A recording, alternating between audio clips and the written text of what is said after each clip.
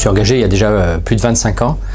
J'avais déjà le militantisme, notamment étudiant et même lycéen. Et je me suis engagé en écologie, à Génération Écologie, qui rassemblait tout à la fois un ministre de gauche, un élu de droite et la société civile pour répondre à l'urgence écologique. Je crois que 25 ans plus tard, je suis toujours dans le vrai.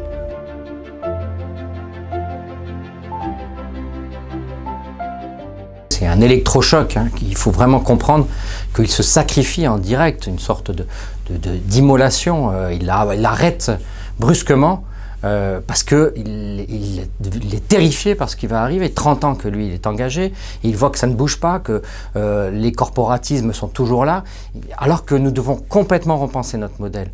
Donc si nous n'avons qu'une seule chose à retenir, c'est ce qu'il nous montre. Ce qu'il nous montre, c'est l'urgence qui arrive. Donc nous devons complètement transformer notre approche de la question de l'écologie. C'est dans toutes les fonctions, dans toutes les personnes, dans toutes les responsabilités, l'écologie doit être portée.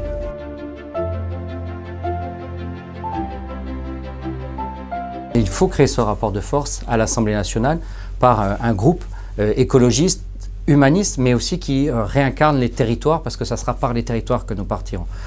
J'espère qu'il se mettra en œuvre dans les prochaines semaines, mais c'est inéluctable, parce que sinon, à l'Assemblée nationale, on fait des coups d'éclat, mais faire bouger les lignes est très difficile quand vous n'avez pas de rapport de force.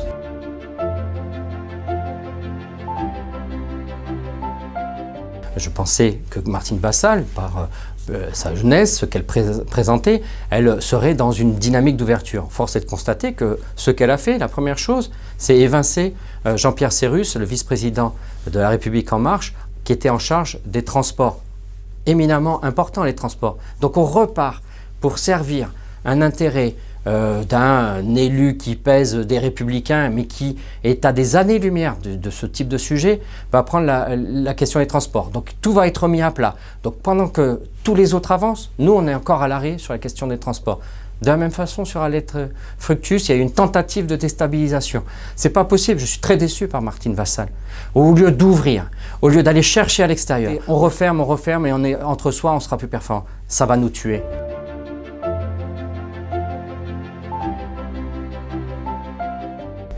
Je dis attention, on ne peut pas courir plusieurs lièvres à la fois. On demande à ce qu'on fusionne département, métropole, que l'on revoie le mode d'élection, que l'on soit sur une métropole de projet, que l'on soit sur une autre relation entre la métropole et les territoires, que cette métropole en même temps réponde aux urgences d'économie. On a une perte de 60 000 emplois par rapport à la métropole de Lyon, aux urgences de transport. On est une catastrophe, on est les pires de France. Sur la question des hôpitaux, aujourd'hui, c'est des déficits colossaux. Mais aussi sur la place unique de notre métropole, en pivot entre l'Europe et la Méditerranée, ce qu'on appelle le petit bassin, c'est-à-dire l'espace ouest de la Méditerranée.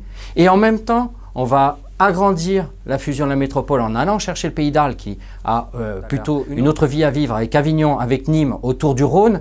On va les mettre de force. Alors ne courons pas tous les lièvres à la fois, concentrons-nous sur le périmètre actuel.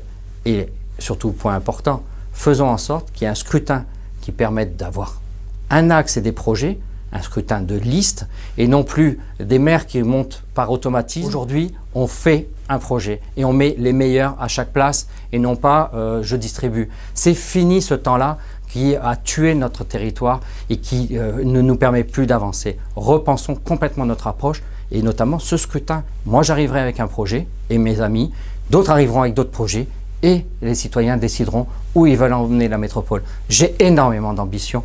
Tout est déjà écrit dans les rapports de la commission Théry. J'invite chacun à les re-regarder. Et les gens qui sont venus d'autres territoires, de Barcelone, de Paris, je crois des Pays-Bas et de Suisse, ils ont dit « mais c'est extraordinaire toute la matière que vous avez, mais vous ne savez pas l'utiliser ». Ben moi, je saurais l'utiliser.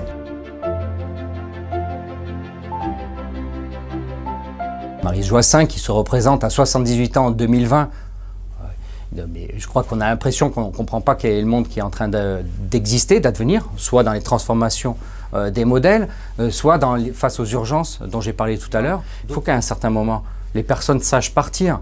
Donc Jean-Claude Gaudin est parti plus jeune que Maryse Joissains. Maryse Joissains, elle peut transmettre. Je sais qu'elle voudrait transmettre à sa fille. Moi, je préférerais que ce soit Mohamed Lakila qui devienne le maire d'Aix-en-Provence, et un symbole extraordinaire, mais surtout un homme d'une très grande qualité. J'invite chacun à regarder qui est Mohamed Lakila, tout ce qu'il porte, tout ce qu'il portera.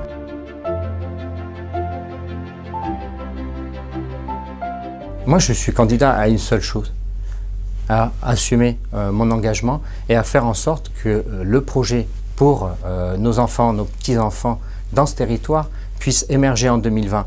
Est-ce que je suis l'homme providentiel? Je ne le crois pas. Par contre, je pense être un de ceux qui peuvent pousser, amener toute mon expérience, amener toute la capacité de ce que j'apporte dans d'autres territoires. J'étais à Monaco, aux Pays-Bas, au Luxembourg la semaine dernière. À chaque fois reçu par le prince Albert, reçu par l'ambassadeur des Pays-Bas, reçu par les ministres et hauts fonctionnaires au Luxembourg pour, avec eux, travailler. Et je serais incapable ici d'avoir une vision, incapable de faire avancer.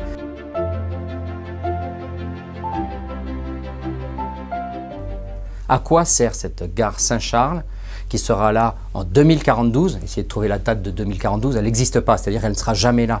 On vous crée une illusion sur quelque chose qui n'adviendra pas. Pendant ce temps-là, les transports restent bloqués. Avec la même somme, nous pouvons complètement revoir non pas les transports de Marseille intramuros, mais ceux de la métropole. Le point pivot est entre Miramas et Aix-en-Provence. Et on met tout sur Marseille-Centre. Donc il y a peut-être des questions à se poser. Où va être le développement de cette métropole? Pas dans Marseille. C'est Vitrolles qui est en train de reconquérir ses anciennes zones, c'est Gardanne qui est en reconversion, c'est autour de l'étang de Berre, et pardon pour tous ceux que je ne cite pas, mais c'est pas un Marseille intramuros, et on va mettre une gare en Marseille intramuros. À un moment donné, posons-nous les bonnes questions.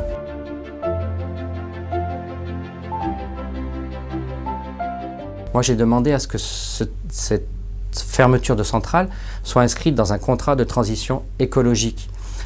Il fallait que je trouve un élu local pour m'accompagner. Le président Renaud Muselier de la région a accepté. Mais quelle difficulté à trouver un élu alors que c'est justement pour transformer notre modèle de développement dans ce territoire. Aujourd'hui, je souhaite que ce contrat de transition écologique qui sera abordé mi-octobre au ministère, eh bien, il s'étende.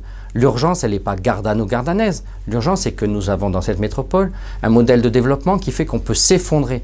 Nous avons besoin énormément d'énergie fossile.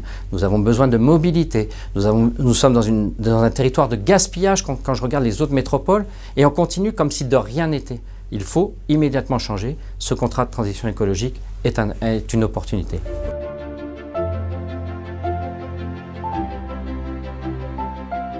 Le bon référent, ce sera surtout celui qui se détachera de calculs politiciens que je connais depuis 25 ans et qui ici nous annihile. C'est le bon référent, c'est celui qui prendra les sujets à bras-le-corps, qui affirmera la vision moderne pour la métropole d'Aix-Marseille-Provence. Nous devons nous autoriser à être extrêmement ambitieux et à bousculer.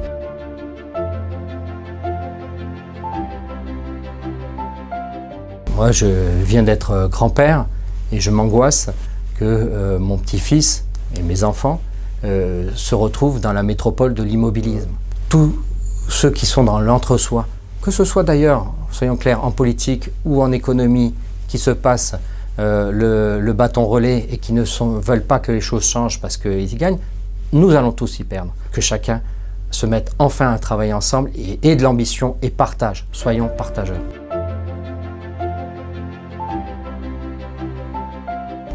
Mon coup de cœur, c'est qu'avec l'Institut national de l'économie circulaire, je fais le tour de la France et même de l'Europe et je vois que ça bouge énormément.